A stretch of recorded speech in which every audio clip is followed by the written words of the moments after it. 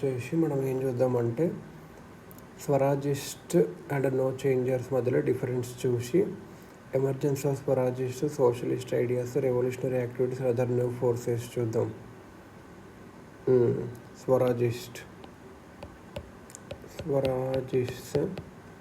ఇంకా no changers.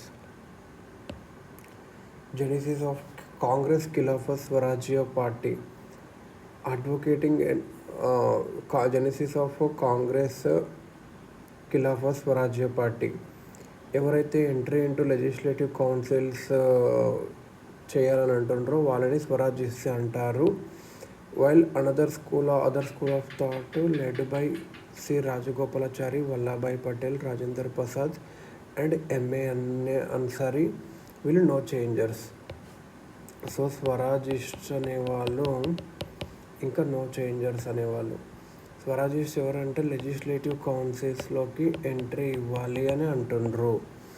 ఇంకా ఇంకొక స్కూట్ ఏంటంటే నో చేంజర్స్ అనేవాళ్ళు ఒక కౌన్సిల్ అపోజ్ చేశారు, కౌన్సిల్లోకి పోవద్దు. నో చేంజర్స్ కౌన్సిల్ ఎంట్రీని బాయ్ చేశారు. కన్స్ట్రక్టివ్ వర్క్ ఉండాలి. Constructive work, continuation of boycott continue చేయాలి.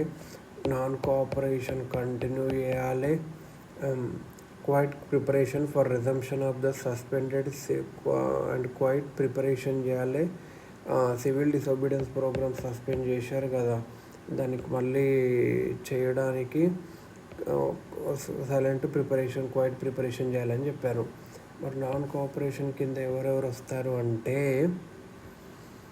మెయిన్గా C Rajagopalachari,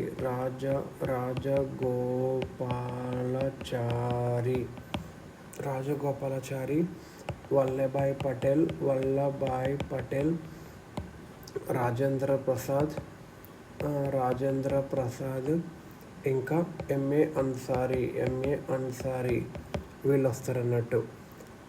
Congress announced the forming. ఇంకొక ఏం అనౌన్స్ చేసిందంటే Congress Khilafat Swarajya party or simply Swarajist party announce చేస్తామని చెప్పారు. C R Das as the president and Motilal Nehru as one of the secretaries. ఇక్కడ ఏమైందంటే ఇప్పుడు కాంగ్రెస్ ఖిలాఫత్ స్వరాజ్య పార్టీ అనేది ఒకటి స్థాపిస్తాము అని చెప్పారు. స్వరాజ్య పార్టీ సిఆర్ దాస్ ఏమో ప్రెసిడెంట్గా ఉంటాడు. మోతీలాల్ నెహ్రూ ఏమో general secretary, one of the సెక్రటరీస్గా ఉంటారు. ఇది చేశారు. స్వరాజిస్ ఆర్గ్యుమెంట్స్ ఏంటంటే ఎంట్రీ ఆఫ్ కౌన్సిల్స్ ఎందుకు ఇవ్వాలి అంటే మూమెంట్ని అదర్ మీన్స్తో క్యారీ చేయడము, అంటే ఇంకొక ఫ్రంట్ ఉంటుంది కదా, అలా కూడా పోయి పొలిటికల్ వ్యాక్యూమ్ ఉంది. ఇప్పుడు కౌన్సిల్ వర్కే పీపుల్ మాసెస్కి ఒక ఎంతూజియాజం ఇస్తుంది, ఒక వాళ్ళ మోరల్ని పెంచుతుంది. Entry of nationalist would deter the government from stuffing the council. మనం మంచి నేషనలిస్ట్ వెళ్ళకపోతే అంతా అండిధర చెడ్డ వాళ్ళని తీసుకువచ్చి కౌన్సిల్లో నింపేస్తారు. ఇంకా legitimacy who may you be use వాళ్ళని వాడుకొని వాళ్ళని లెజిటిమసీ తీసుకొని గవర్నమెంట్ మెజర్స్ చేస్తుంది. Councils could be used as an arena of political స్ట్రగుల్గా మనం వాడుకోవచ్చు. అక్కడ councils are organs there was no intention to use councils as organs for gradual transformation of colonial rule. ట్రాన్స్ఫర్మేషన్కి కాదు, కాలినల్ రూల్ని పెంచడానికి కాదు. అట్లని నో చేంజర్స్ ఏమంటారు అంటే నో చేంజర్స్ పార్లమెంటరీ వర్క్ అనేది నెగ్లెక్ట్ ఆఫ్ కన్స్ట్రక్టివ్ వర్క్ లాగా అయిపోతుంది. రెవల్యూషనరీ జీల్ తగ్గిస్తుంది, ఎందుకంటే పొలిటికల్ కరప్షన్ కూడా ఉంటుంది కాబట్టి. రెండు సైడ్స్ ఏం రియలైజ్ అయినాయి అంటే ఒక యునైటెడ్ ఫ్రంట్ ఉండాలి మాస్ మూమెంట్ కోసం, ఇంకా గవర్నమెంట్ని రిఫార్మ్స్ చేయాలి అని ఫోర్స్ చేయడానికి. అప్పుడు బోత్ సైడ్స్ ఏం చేసినాయంటే గాంధీస్ లీడర్షిప్ యునైటెడ్ నేషనలిస్ట్ ఫ్రంట్కి అవసరమని అనుకున్నారు. ఈ ఫ్యాక్టర్స్ మైండ్లో పెట్టుకుని ఒక కాంప్రమైజ్కి రీచ్ అయ్యారు. ఎప్పుడు ఢిల్లీలో 1923కి ఒక కాంప్రమైజ్కి రీచ్ అయ్యారు. Elections newly constituted central legislative assembly and provincial assemblies November 1923లో వెళ్తారు. స్వరాజిస్ట్ మేనిఫెస్టో ఏముందంటే, ఇది అక్టోబర్లో రిలీజ్ అయింది. Swarajist manifesto strong anti imperialist line తీసుకుంది. యాంటీ ఇంపీరియలిస్ట్ లైన్ తీసుకుంది. ఈ పాయింట్స్ ఏం చెప్పిందంటే, guiding motive of the British in governing India lay in self interest of their own country. Guiding motive of the British in governing India lay in self interest of their own country. ఏమని చెప్పిందంటే, Britishers ఇండియాని rule చేసేది వాళ్ళ interest కోసం అని చెప్తుండ్రు. ఏవైతే reforms అని అంటుండ్రో అవన్నీ వాళ్ళ గవర్నమెంట్ ఒక పవర్సే పెంచుతుంది కానీ ఎక్స్ప్లోటేషన్ చేస్తుంది కానీ అన్లిమిటెడ్ రిసోర్సెస్ తీసుకుపోతుంది కానీ ఇండియాస్కి పెట్టట్లేదు. స్వరాజిస్ ఇంకా national demand of self government in కౌన్సిల్లో పెడతామని చెప్పారు. ఒకవేళ ఈ డిమాండ్ కానీ రిజెక్ట్ అవుతే పాలసీ ఆఫ్ యూనిఫామ్గా కంటిన్యూస్ కన్సిస్టెంట్ అబ్స్ట్రాక్ట్ చేస్తాం, కౌన్సిల్లో గవర్నెన్స్ చేయడానికి ఇంపాసిబుల్ అయ్యేటట్లు చేస్తాము. గాంధీజీ ఏమన్నారంటే, ఇనిషియలీ స్వరాజిస్ని అపోజ్ చేశాడు, కౌన్సిల్ ఎంట్రీకి వెళ్ళడం తప్పన్నాడు. After his release from prison health grounds మీద ప్రిజన్స్ నుంచి రిలీజ్ అయ్యాడు 1924లో. గ్రాడ్యువలీ స్వరాజిస్ దగ్గర వెళ్ళిపోయాడు. Public opposition to the programme of council entry would be ఏం ఫీల్ అయ్యాడంటే, పబ్లిక్ అపోజిషన్ ఉందనుకో కౌన్సిల్ ఎంట్రీకి, అది అప్పుడు కౌంటర్ ప్రొడక్టివ్ అవుతుందని అన్నాడు. నవంబర్ 23 ఎలక్షన్లో స్వరాజిష్ అనే వాళ్ళు 42 సీట్స్ గెలిచారు. 144 సీట్స్ గెలిస్తే clear majority in provincial assembly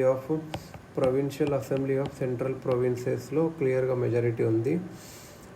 there was a major crack down on revolutionary terrorist and Swarajist towards the end of 1924. ఇంకా వీళ్ళు ఒక అగ్రిమెంట్స్కి వచ్చారు 1924లో. స్వరాజిస్ట్ కౌన్సిల్లో ఏం చేశారు అంటే,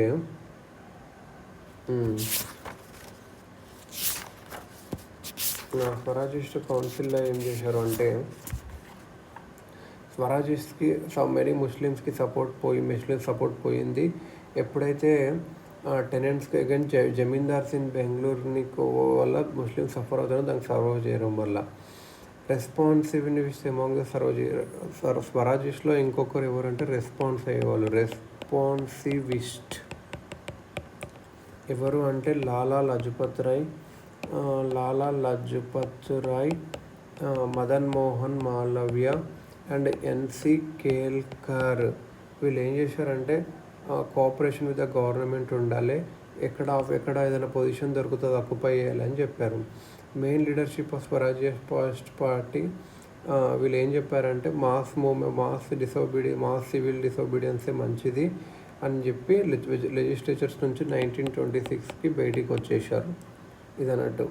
రెస్పాన్సివిస్ట్ ఎవరెవరంటే Lala Lajpat Rai, M A Madan Mohan Malaviya, N C Kelkar.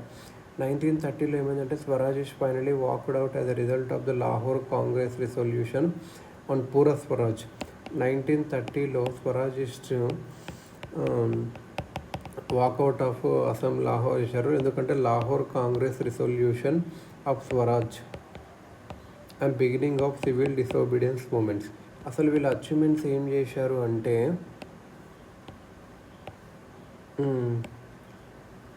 Coalition పార్ట్నర్స్తో గవర్నమెంట్కి చాలాసార్లు ఓట్అవుట్ చేశారు.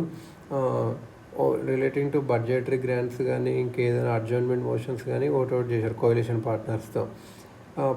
పవర్ఫుల్ స్పీచెస్ ఇచ్చారు సెల్ఫ్ గవర్నమెంట్ మీద, సివిల్ లిబర్టీస్ మీద, ఇండస్ట్రియలైజేషన్ మీద.